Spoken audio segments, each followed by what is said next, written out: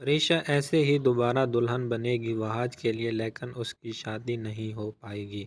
کیونکہ شفا کی حالت بہت ہی خراب ہو جاتی ہے۔ اور ادھر وحاج بھی صاف انکار کر دیتا ہے کہ میں ورشا سے شادی نہیں کروں گا کیونکہ میں صرف شفا کے ساتھ کروں گا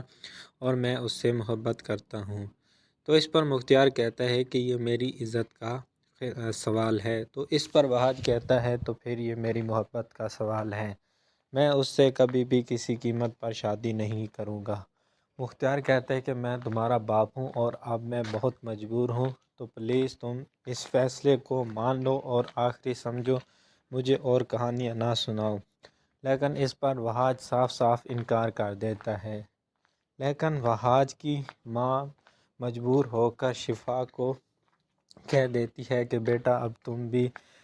وحاج سے دور ہو جاؤ کیونکہ وہ شادی نہیں کرنا چاہتے،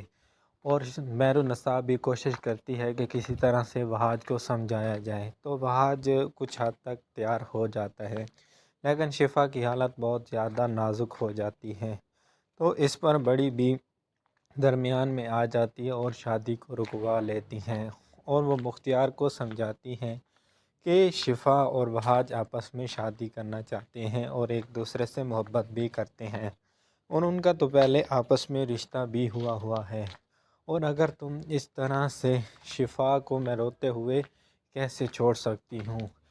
اور ادھر وحاج بھی اس سے شادی نہیں کرنا چاہتا، تو تم کیوں 2-3 گھر برباد کرتی ہو؟ تو مختار یہ کوئی عقل مندی کا فیصلہ نہیں ہے۔ تو اس پر وہ کہتے کہ بڑی بھی مجھے ورشا کا دکھ نہیں دیکھا جا سکتا کہ وہ اس طرح سے روتی رہے، اور اب تو میں زبان بھی دیکھ چکا ہوں۔ تو اس پر بڑی بھی کہتی ہے کہ کیا میرے فیصلے کی کوئی اہمیت نہیں ہے؟ پہلے ان لوگوں نے رشتہ نہیں کیا اور اب میں بھی انکار کر دوں گا تو ورشا کو سوچو اس کا کیا ہوگا۔ تو اس پر بڑی بھی کہتی ہے کہ تم سوچو کہ شفا اور وحاج کس قدر پریشان ہیں اور کس طرح وہ یہ سب کچھ کریں گے برداشت۔